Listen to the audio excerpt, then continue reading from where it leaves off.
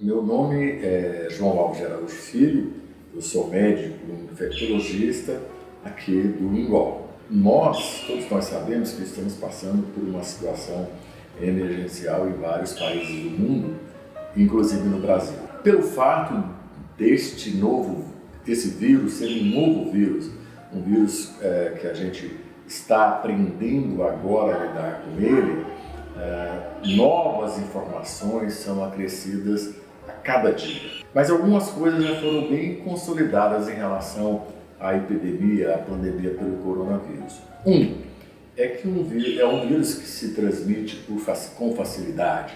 Tá? Ele se transmite por via aérea, através da tosse, através do espirro e através do contato interpessoal. Então, a mão contaminada com a secreção respiratória, da tosse, do espirro, né?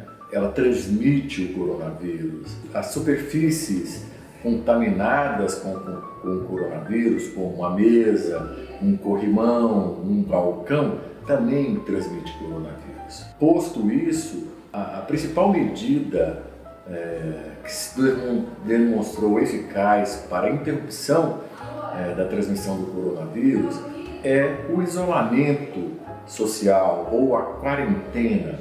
Seria que as pessoas ficassem em suas residências, né, e evitassem ao máximo a sair das ruas.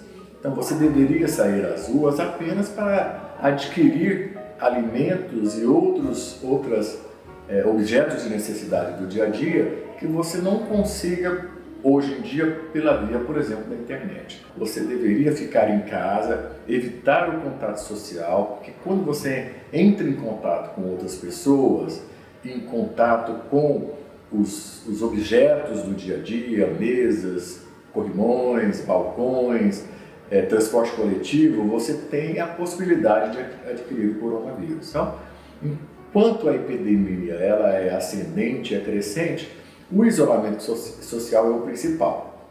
Agora é interessante porque é uma questão cultural. O isolamento, a quarentena, não é um período de férias, né? Não é um período para você viajar, para você passear, ir para a praia. Aqui em Goiás, né, você ir para Perinópolis, para Goiás Velho. Então a quarentena é para você ficar em casa e evitar o contato social. Esse talvez seja com certeza o principal mecanismo de impedir a disseminação da doença. Países que negligenciaram isso, e o principal exemplo hoje é a Itália, e a Espanha também está passando por um período difícil, países que negligenciaram esse isolamento social estão pagando um alto preço de numerosos casos, né? Milhares de casos de coronavírus com milhares de óbitos. Em relação aos óbitos, essa doença ela não tem uma letalidade global, né? O número de pessoas proporcionalmente que morrem não é tão alto, mas quando você tem milhares e milhares de pessoas doentes, muitas pessoas vão morrer. A maioria, mais de 80% das pessoas vão ter formas leves ou moderadas, que nem vão precisar de nenhum tipo de tratamento médico, né? Vão ser como se fosse um resfriado e vão sarar independente de qualquer tipo de tratamento. Agora, nós temos pessoas que têm um alto risco para ter doenças graves, formas graves da doença, e inclusive levando a óbito. Primeiro são os idosos, né? São os idosos.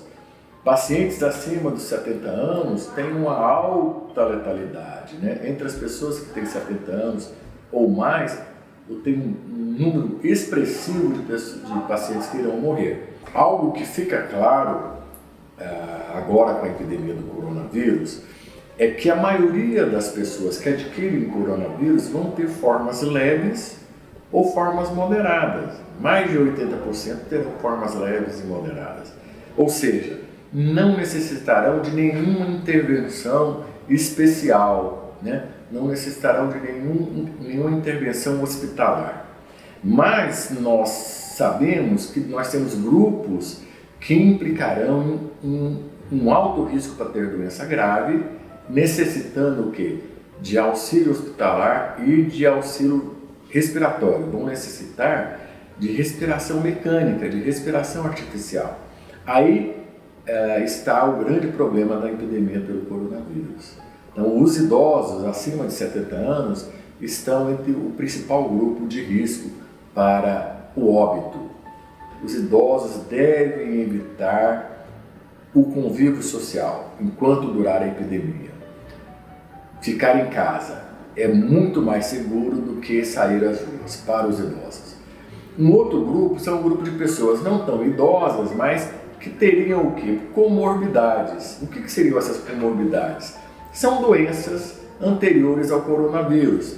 Então, as pessoas que têm doenças do coração, como a insuficiência cardíaca, pessoas que têm pressão alta, pessoas que têm diabetes, pessoas que têm problemas pulmonares de base, como enfisema, doença pulmonar obstrutiva crônica. Todos esses indivíduos com comorbidades têm um alto risco de ter doença grave. Da mesma maneira, as pessoas com problemas na imunidade, os imunodeprimidos, os que fazem tratamento para câncer, os que fazem quimioterapia, os que usam corticoides em altas doses, né? São, por exemplo, vários pacientes com doenças reumatológicas que usam imunossupressores, também são pacientes sujeitos a ter formas graves da doença. Os sintomas da infecção pelo coronavírus, em sua fase inicial, ele é muito parecido com a infecção respiratória comum, banal, com o resfriado comum. Você pode ter uma tosse, você pode ter dor de garganta, você pode espirrar, você pode ter uma febre baixa, tá? Então, esses são sintomas de uma infecção respiratória comum.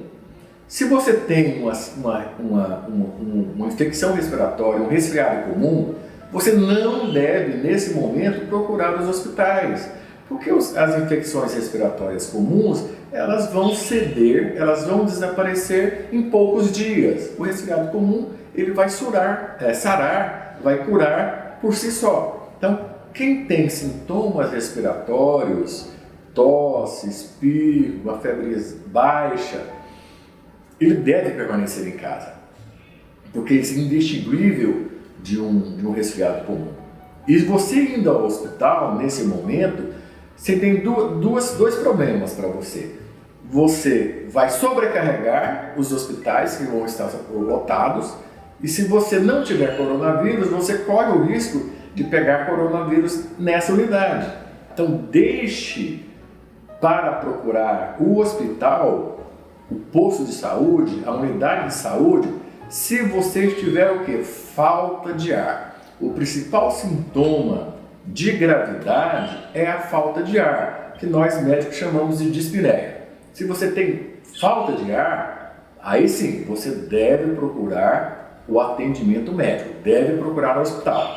Imagine, se você tem falta de ar, vai ao hospital e lá está lotado com pessoas com resfriado comum, você vai ter dificuldade para ser atendido. Então, se você tem sintomas leves, tosse,